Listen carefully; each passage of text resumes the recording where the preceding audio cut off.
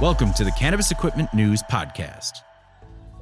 Hi, I'm David Manti, and welcome to a new episode of the Cannabis Equipment News Podcast. With me today is Noah Novello, founder and CEO of Friday Ventures. How you doing today, Noah? Good, David. Thanks for having me. Absolutely. Thank you very much for joining me. But before we get started, please make sure to like, share, and subscribe to the podcast. You could also help us out a lot by leaving the podcast a positive review on whatever platform you use. If you want to email the podcast, you can reach me at david@cannabisequipmentnews with email the podcast in the subject line. You could also subscribe to our daily newsletter. Make sure you get it delivered to your inbox first. Noah, I always like to start the podcast with a little bit of background. So, you kind of gave me your background when we met at MJ Biz this year, but how did you get started in cannabis and mushrooms as well? So I have always been interested in cannabis and studied neuropsychopharmacology at The Ohio State University.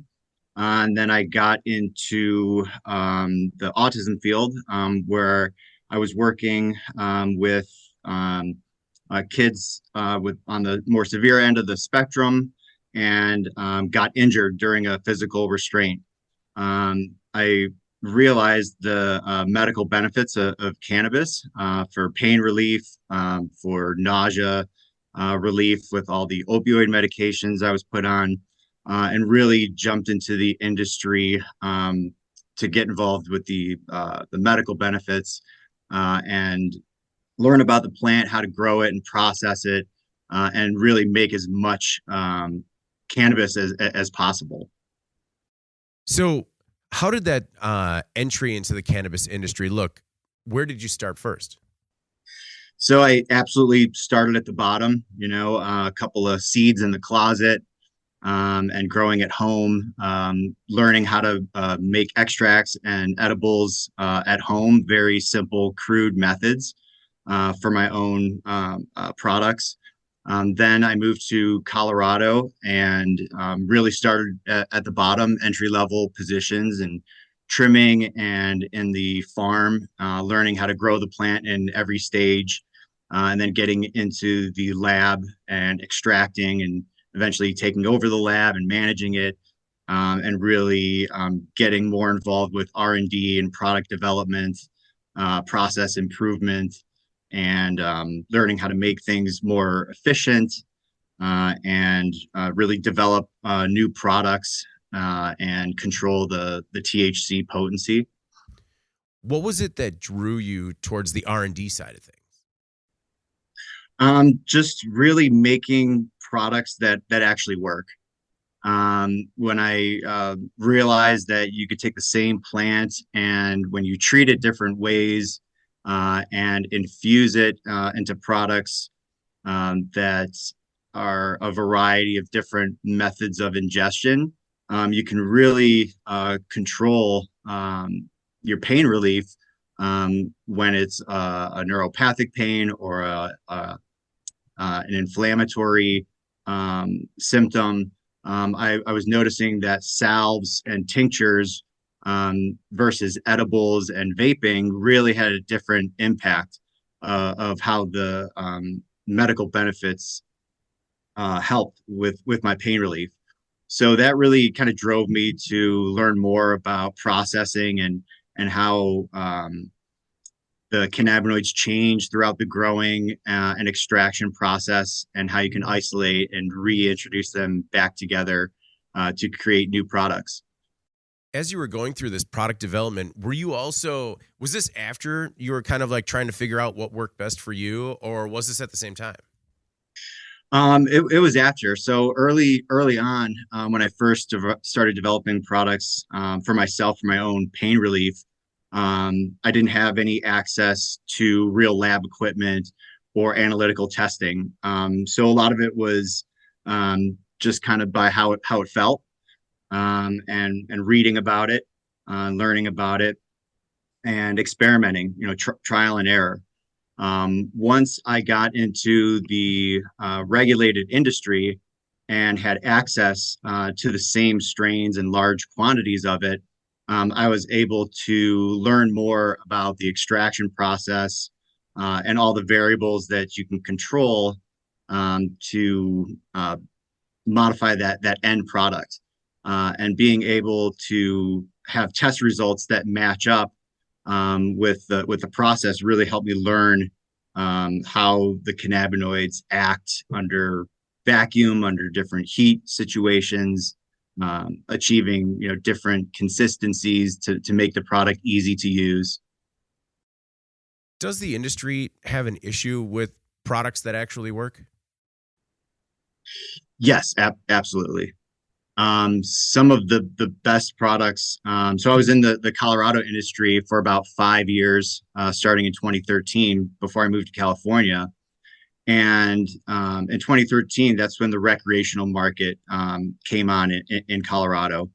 And I got involved right before that, and there was a lot of uh, high CBD strains out there in flower, in a extract versions that were 20 to 1, 3 to 1, 1 to 1, full spectrum extracts. Nowadays, I have trouble finding that anywhere. Anything that I'm seeing that is a a high CBD product is usually a CBD isolate that is blended with a THC distillate or isolate, and it really does not have the same medical benefits that you get when you have just the crude oil from a high CBD plant, and you get all those other cannabinoids and terpenes that play into the entourage effect. And speaking from somebody who really was using it for pain relief and trying CBD isolate and these different versions and blends, it just wasn't the same at all. So nowadays it's really hard to find anyone who's growing those types of plants and making a good full spectrum extract as opposed to just formulating. Is that lack of product availability, is that just um, based on consumer demand? Is the demand just not out there for it? Or is it just in terms of the price point for what they can get for each? Like, why is the market kind of shifted away from that? I think a lot of places steer more towards satisfying the recreational customers. Okay. The CBD plants they're sometimes they're ugly. They're not the biggest yielders, and the demand isn't as large as it is for the high THC products. But the people who do utilize that product, they get it consistently, and it's kind of a shame that, like, even though it doesn't sell as much, it still helps a lot of people. But it's kind of sad to see when those types of products go away. I've heard of stories about sort of the medical market taking a back seat as a result of a larger recreational market. Some dispensaries don't want to deal with the extra steps they have to take to deal with the medical market. To you, is it important to maintain both a healthy recreational market and a healthy medical market in each state? Absolutely. I think it's important that we don't forget, why we legalized the plant to begin with. It's because it really does help people. A lot of people have sacrificed, have gone to jail, have been forced to use pharmaceutical medicine that has a lot of nasty side effects, and doctors, not even giving the option of cannabis. So I think it's really important that we never really lose sight of that reason why we have access to recreational to begin with, because it's been proven that there truly are medical benefits. One thing that really inspired me about your story is sort of your just persistent pursuit of knowledge when it comes to both the plants and mushrooms. And that has kind of led you to some of the state-of-the-art equipment that's available to people. How would you describe sort of the state of the industry when it comes to lab testing equipment? And I guess from there, how would you describe the state of testing just in general when it comes to cannabis? So testing's it's a very touchy subject. When it comes to licensed and regulated testing, there's lots of issues around discrepancies between licensed labs, uh, especially with things like pesticides. When it comes to potency, the fact that lab shopping exists because labs come up with different potencies on the same type of product really shouldn't be happening. There's having access to in-house analytics really allows you to compare the other labs and have a standard and be able to check up on them and make sure they're giving you the correct information. When it comes to formulating all these products and developing new products, utilizing that in-house um, tools to be able to dial in without having to wait for the lab or to question the lab is really important and helps a lot with development. It's really amazing some of the equipment that's come out there that's made potency testing user friendly. So really anybody can do it with the right SOPs. What's some of the equipment that's making it more user friendly? So Orange Photonics, I utilize their Light Lab. It's a really amazing piece of equipment. It's totally user friendly. It literally tells you every step of the way how to perform the potency test, how much solvent to use, how much weight of a particular type of sample that you're running. And it only takes about 20 minutes, and it's extremely accurate. I've compared it to many other third-party labs, and it really lines up. I run it through production cycles and test my starting material, and then make a product and add a certain amount of weight to the product, whether that's a chocolate or a gummy or a tincture, and it really lines up. And so that really helps with homogenizing and learning. How the product is affected throughout the production process. There's also near infrared devices that aren't as quite as accurate, but can be useful throughout production. You talk about the importance of having these capabilities in house, right? But I think that some people think, you hear the word lab and it's just a really expensive word. And, is it possible that people could, well, and the other is in terms of human resources, right? Training people up on this equipment.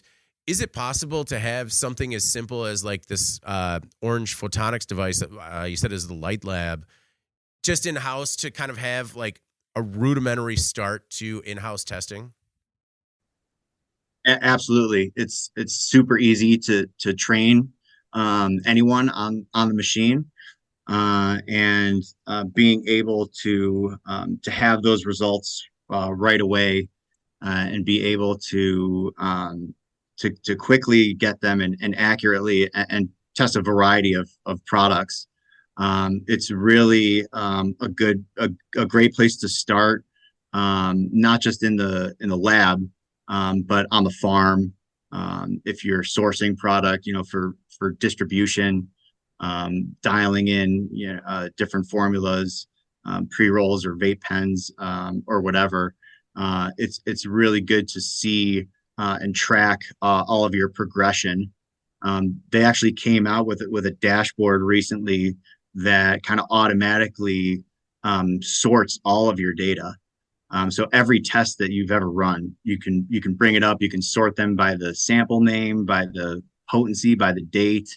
So you can see and track, a strain that you're harvesting throughout the course of a year, or an extraction process, and really monitor the whole operation. So besides formulating products, you really can utilize potency, throughout every aspect of a vertically integrated operation. Going back to the farm, you were working yourself up the ranks. How far did you get at a the cannabis operator before you decided to kind of go out on your own for Friday Ventures? So I've pretty much held every position you could hold in a cannabis operation. Um, from working directly with the plants when it's growing, working with the plant after it's dried and cured. The lab is what really interested me the most. I really wanted to learn how to grow the product so I could grow my own cannabis, which is usually the best that you can get your hands on is what you grow yourself. So once I learned the growing process, made my way into the lab and really dove in with the extraction process. Concentrates is really what helped me most with breakthrough pain relief. I was taking 20 pills a day and was able to drop that down to zero within a week of having access to high THC, high CBD concentrates.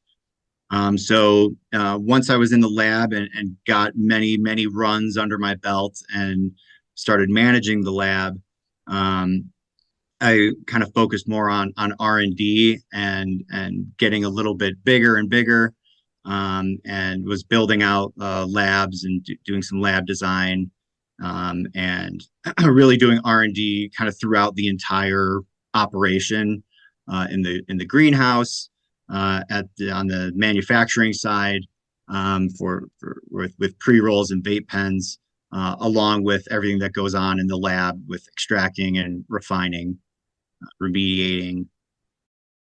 So when you went at that moment, when you decided you're going to stop the 20 pills a day and try this other remedy, what was that like? Like, I mean, I feel like that had to be pretty stressful, like kind of okay, here we go. Yeah, I mean, it was incredibly stressful. But I saw, how much cannabis improved my quality of life, and that was I knew immediately when I took my first dab, and being in pain and feeling the pain literally melt away within seconds. I really knew that this was something that I needed to be involved with, that I needed to have access to for myself, my own medical needs. But then beyond that, I knew it immediately that I needed to get involved and help, get more people access to this type of medicine. And I saw that best as getting hooked up with some of the biggest producers in Colorado and California, and really making as much as possible, and doing the R&D and developing good products, and helping with continuous improvement helps bring the costs down, which make it more affordable. So that's another big thing that I'm into, is making the product affordable, because insurance currently doesn't cover cannabis. So someone on a budget, and they're told, go to the store and buy your medicine, or we'll give you your pills for free. That's one of the things that you need to think about when making that transition. I was on workers' comp at the time. It was a work-related injury. So my finances weren't, really coming in. So that was a big factor, having to make the switch to purchasing cannabis oil, as opposed to going to the pharmacy and getting it for free.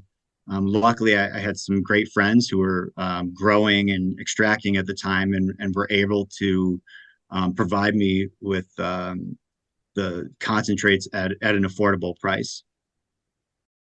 In this pursuit of trying to make as much as possible for as cheap as possible, how do you feel about where you're at in that journey? I think that I've done a lot to contribute to that. I've done thousands of extraction runs and processed probably 100,000 pounds at least, of material, into millions of pre-rolls, millions of vape pens. So I feel pretty good about that. one thing when I started Friday Ventures, I started to realize that, me working, for a company, I can help this company make a lot of good product. Um, Through Friday Ventures, I can help um, more companies make better products that are in different states, that are focused on different types of products. So to me, that was a way of being able to create a higher quality of products that are out there and getting more people access to it, kind of by opening the doors up and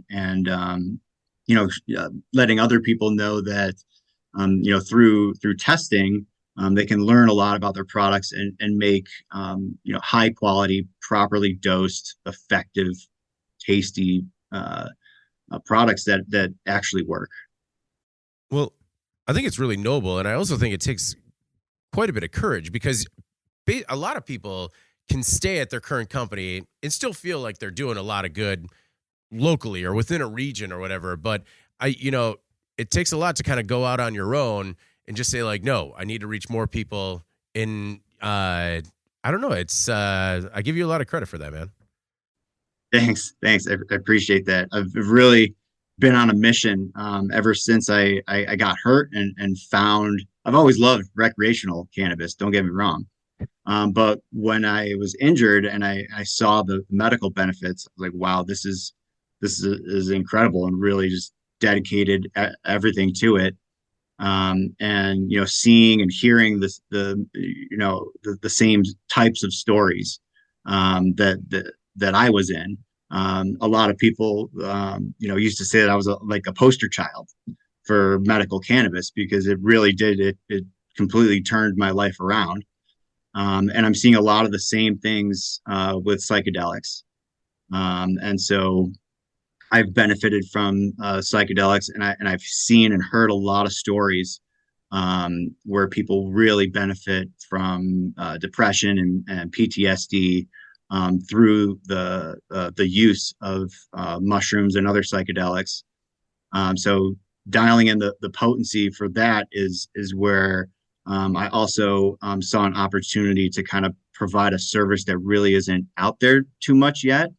And a lot of people really aren't familiar with and don't know how to dose it. So just getting that information out there, I feel is going to be helpful, and that in turn will get kind of more respect for the industry, which gives us access to the technology and more regulated systems and legalization. I must admit, I do not know a lot or much at all about the psychedelics side of the business, but it does seem like as I have these conversations with cannabis professionals, there's this undercurrent of development and movement in the psychedelics industry, and I almost feel like it is surpassing cannabis in terms of innovation. What is going on in psychedelics right now, and sort of what's your piece of that?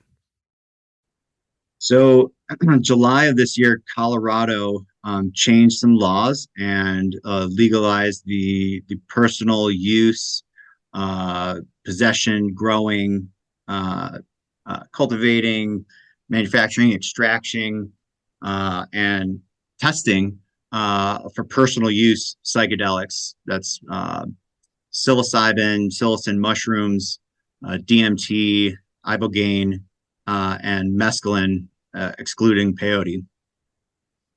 So they're in the process of developing the regulatory system where a licensed facility and whole structure of growing, manufacturing, transporting, testing, and then administering the psychedelic in a psychedelic healing center. Those licenses are going to start being issued next year. And that being said, right now and after the legal market gets going, the personal use aspect of it is really what interests me. A lot of people are already, growing and taking mushrooms either recreationally or therapeutically at home. and being able to provide potency testing and information about how to consume, how to use, how to prepare, how to store these psychedelics so that they really get the most benefits out of it is something that I've been working towards. So the personal use market is really you're not allowed to sell the psychedelics, but you can share them, and you can provide a service related to the sharing.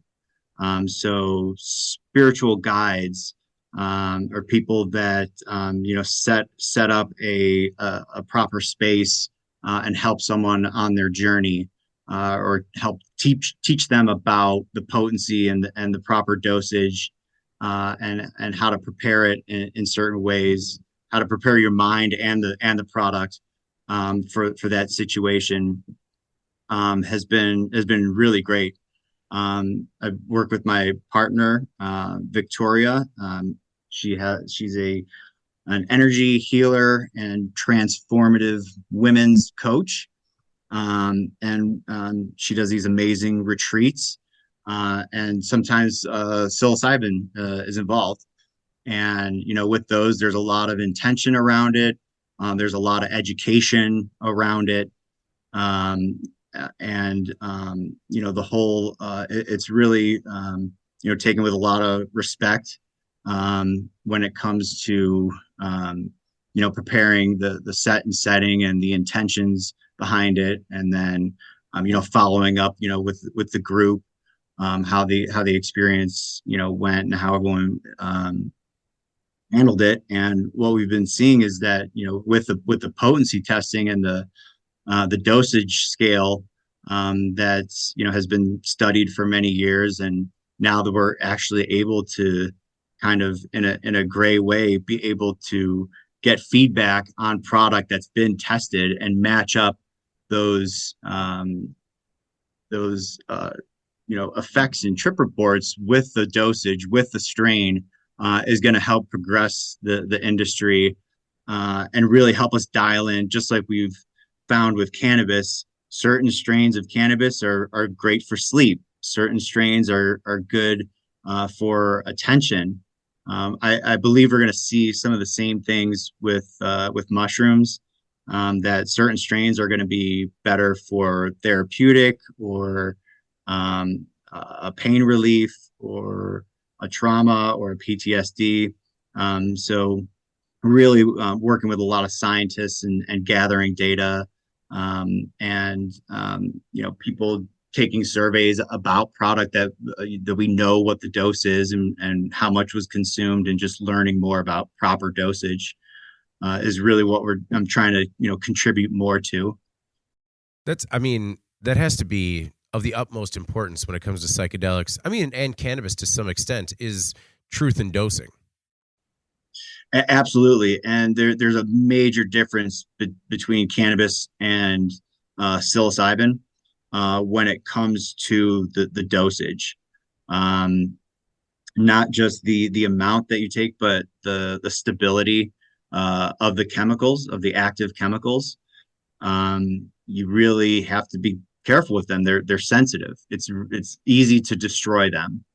So during an extraction process, you're heating things up, you're cooling things down, you're moving the product around, you're putting it into different stages. Those things can really affect how the end product turns out. And a lot of times the drug can be completely destroyed during that process. With cannabis, THC is pretty stable. I've left it in an oven over 200 degrees for weeks and have not seen a degradation. Psilocybin, if you just kind of look at it funny, it wants to start degrading. So when the regulatory system comes out, being in cannabis for so long and knowing that with regulation comes testing, and there's a process to it, and sometimes that'll take at least a week from actually getting the product into a package to the testing lab, get the results back, transport the product where it needs to go. You're looking at least a week. I've tested certain types of mushroom products that degrade after a few days. They made or that they made it 2 weeks ago, and we tested it and it was good, and now there's absolutely nothing left in the gummy. So that raises a real red flag, and I try to speak up at the Natural Medicine Advisory Board meetings. They have public listening sessions, and they're trying to get information so that they can make good rules. So I try to bring these things up in those meetings, and just share, like, look, if you guys test a product and then it sits for a week, it might not be the same potency as when you tested it. So a lot of people are talking about shelf life studies when it comes to the mushroom products, since it really is a significant amount. Even a few milligrams, you can kind of feel the difference in intensity. So it's important to gauge the milligrams, so you know how long the experience is going to be, and how intense it is, especially since the way the rules are set up now with the regulations. The person who is taking the licensed psychedelic has to take it at the healing center. They can't take the product home with them and consume it at their own home. It has to be consumed at the healing center. So knowing the difference in milligrams can change a 4-hour experience to an 8-hour experience. And if you have an entire staff and you're setting things up, you really need to have control over that, just like any other medical procedure allows for a certain amount of time to kind of recover, with keeping costs low in mind. Is there a way to control that shelf instability, or is it always going to be kind of a volatile product? You can definitely control that shelf stability. There are lots of techniques for preserving that are not unique to the mushroom. Everything that we use in the food industry and in the cannabis world, all those preservation techniques are can be applied. Learning, through testing, why is your product degrading? When is it degrading? Is it because of heat, or is it because of certain ingredients or oxygen? So, you identify the things that degrade the mushroom: light, heat, time, oxygen, and you take steps to fight those situations. Okay. So I have tested quite a few products that have remained shelf stable for many months, in gummy form, in raw form.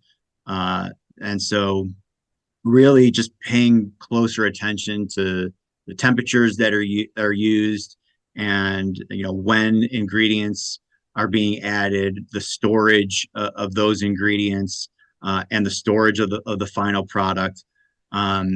It can definitely be done. Okay. How do you prepare your mind and the product for this experience? So, preparing your mind, you want to ask yourself, certain questions, but before you start getting into psychedelics. Do you have a history of mental illness in your family? Things like schizophrenia with your parents or grandparents should be a big stop sign, immediately. Those sorts of things can be exasperated, and if they're you might not, because you have you're predisposed to those illnesses, and psychedelics can actually kind of push you over the edge. So it's really not recommended. So you really want to look at your own stability first. Are you having a lot of trauma? Are you seeing a therapist? Do you have friends? Do you have somebody that can sit with you? Um, are you on a lot of other medications? So even before you take the medicine, just asking, going through these questions, because there's a lot of medication that can affect um, the intensity of the experience, either by greatly enhancing it if you're on an MAOI, or by dulling it, almost completely if you're on SSRIs. So once you've kind of gotten past that point, and you've talked with somebody who kind of is familiar with it, and you're like, yep, I've got some friends I can follow up with. You're not really so much of a loner. You always want to have somebody with you when dealing with psychedelics. Um, and when you're kind of mentally prepared for it, it's always good to do a little bit of research, and know what the strain is, know how strong it is.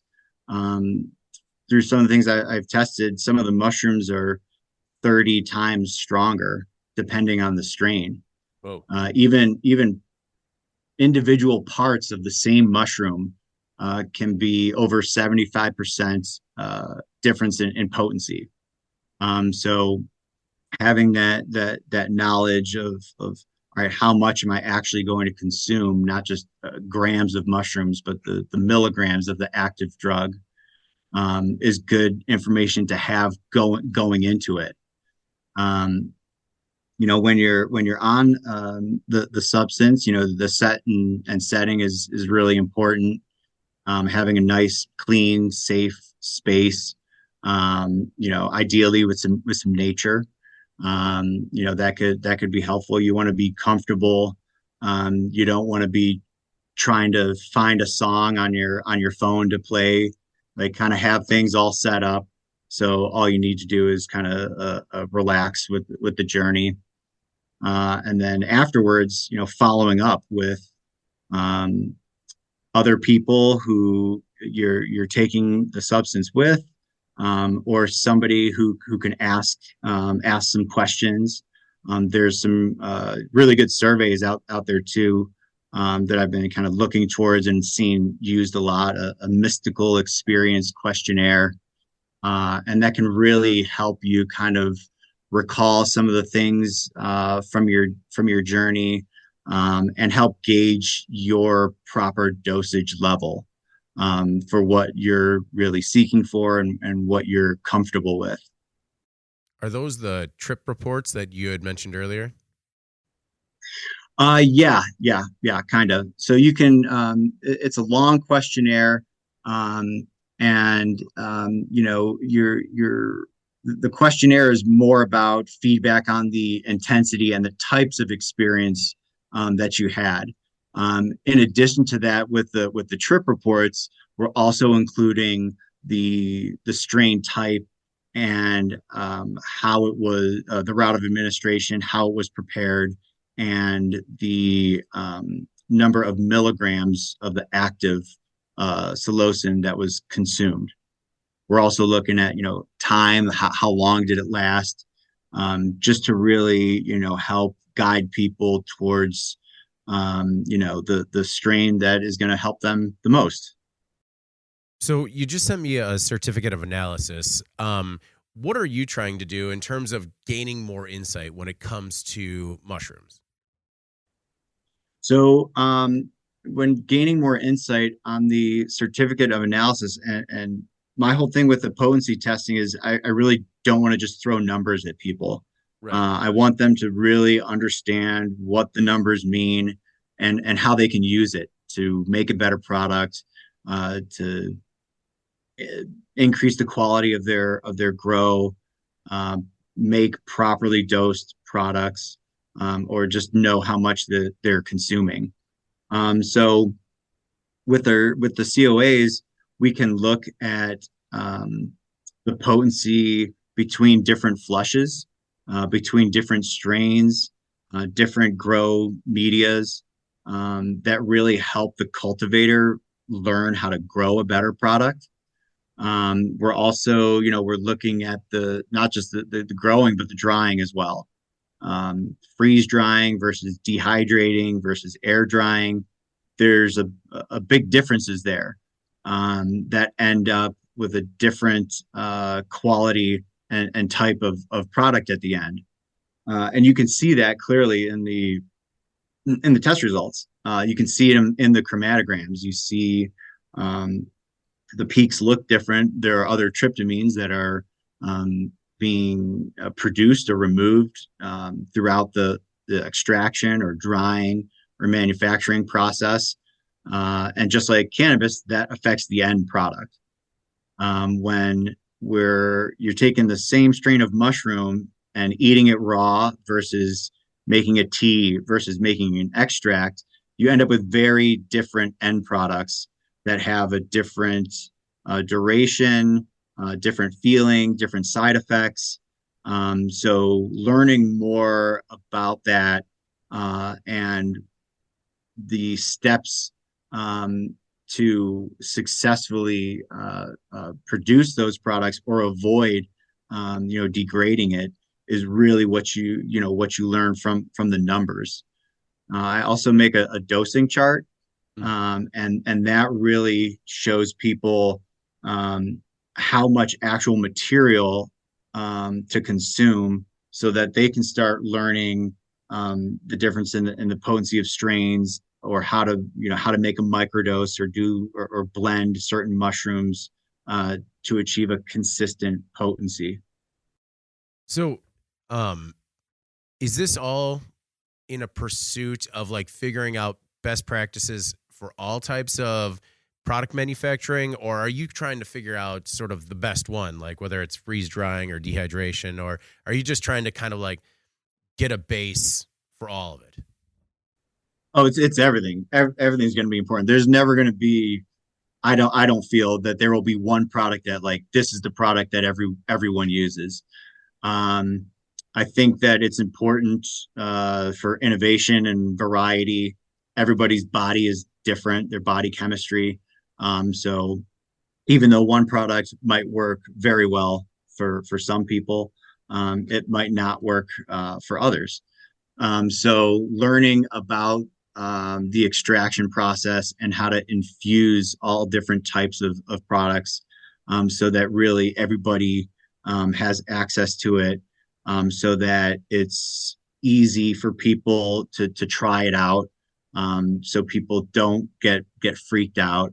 And that's really a good start to introducing people to the medical benefits. A lot of people are doing microdosing, which is, an amount that is not psychoactive, but it still provides a lot of the neuroplasticity and kind of depression effects that a lot of people are looking for. So being able to dose a product, whether it doesn't matter what product it is. It could be a tincture, it could be a gummy, a pill. As if we know that it's 1 milligram, then that's kind of our base. The base level is the amount of active milligrams, and once people have a set milligram dose, then they're able to figure out what is their dose, just like we did with cannabis, and we created a standard dose of 10 milligrams. Some people know that when they want to go right to bed, they take 30 milligrams. If they want, a little, maybe some pain relief, but they don't want to be too saucy during the day, they'll take, 5 or 10 milligrams. So being able to kind of learn more about that and provide accurately dosed, lower dose types of products is going to give us all more information about the dose size and strain type that do work. And then people will start developing, those products that work really well. You'll start to see more of those coming up. and products that that maybe aren't as stable, or extraction methods that have been kind of going around, um, uh, that have been now proven to not be so effective. Those are going to go away, and technology will come in.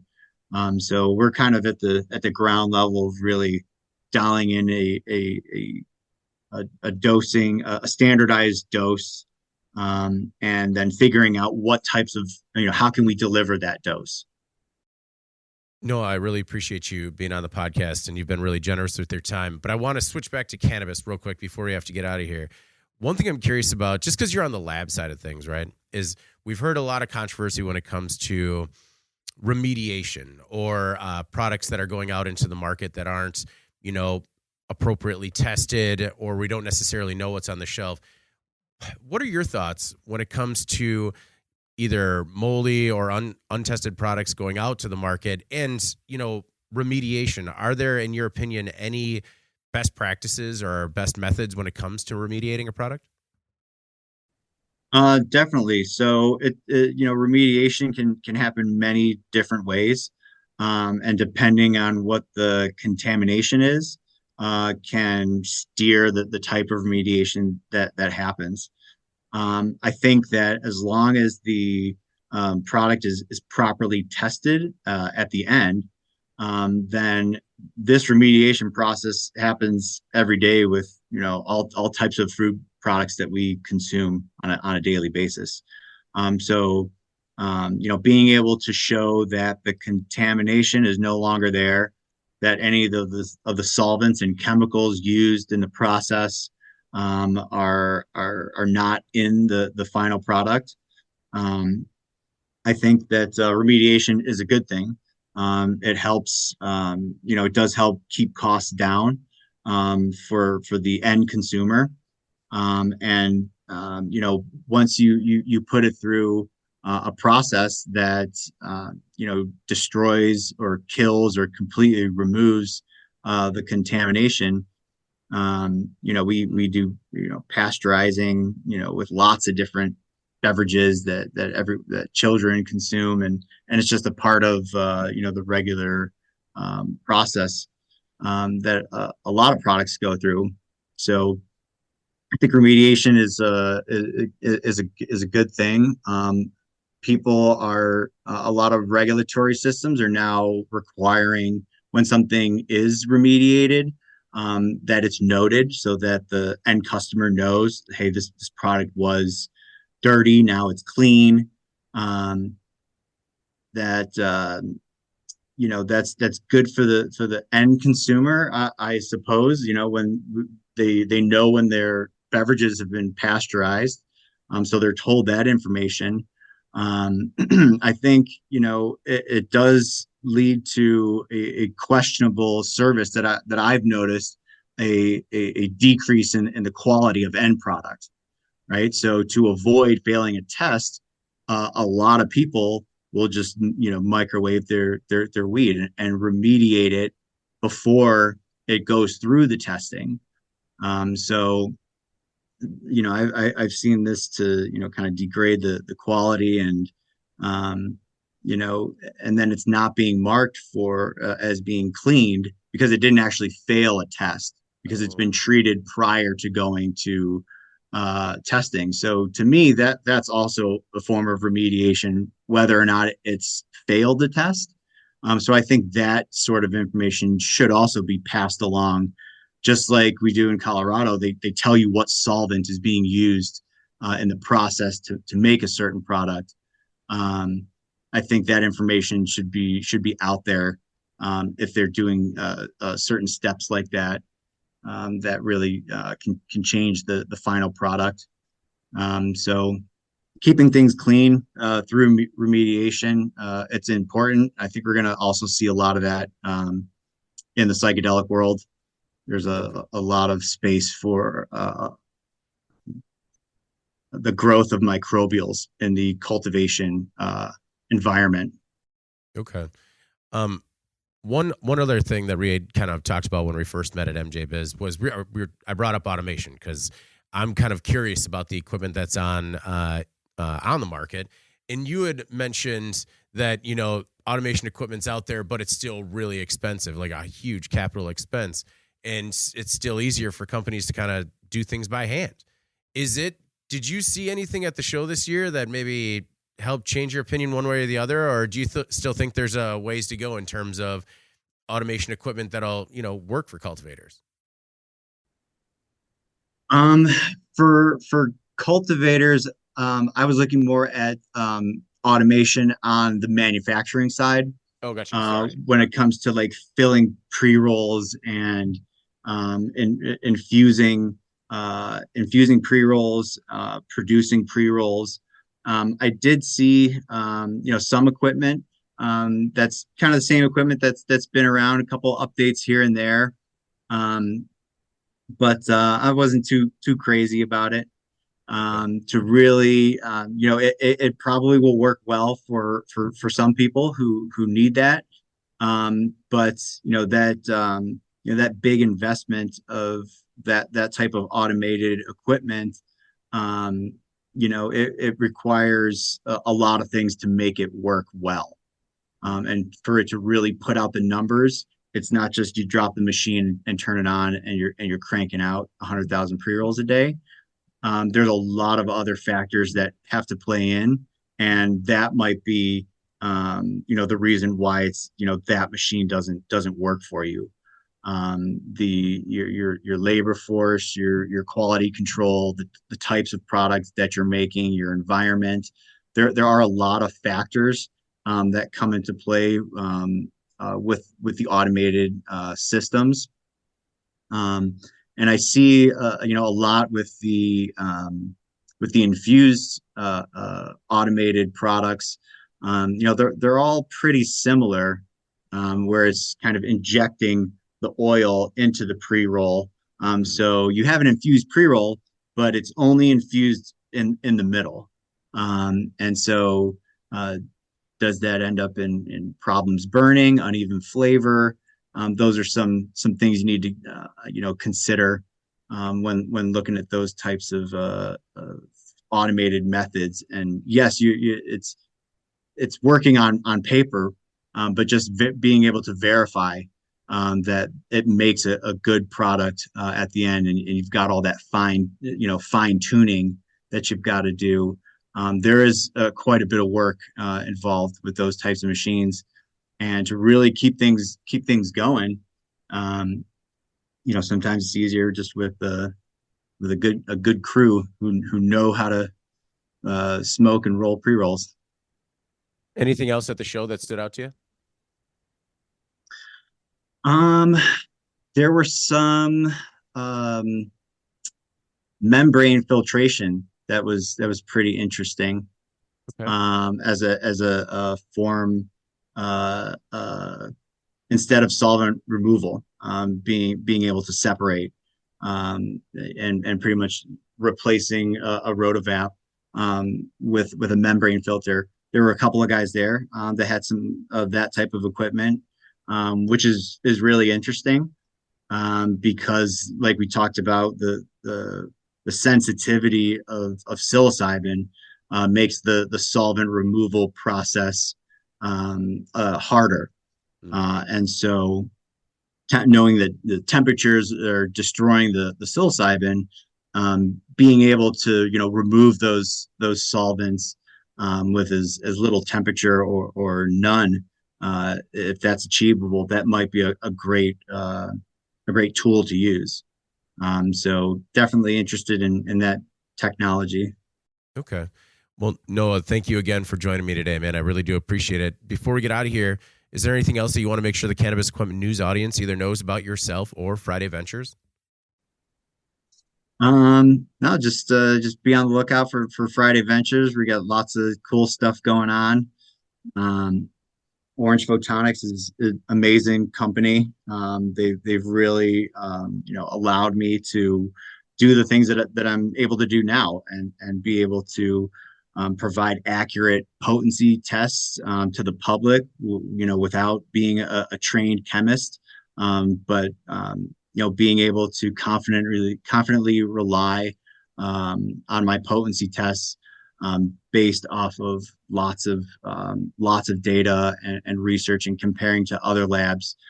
Just really proud to be able to provide an affordable service and help educate people and contribute to a successful new industry. Noah, thank you again. I hope we get a chance to do it again soon. And please, just because your knowledge in the psychedelic industry is, second to none. So anytime we get a chance to talk, man, I really appreciate it. Great. Sounds good, David.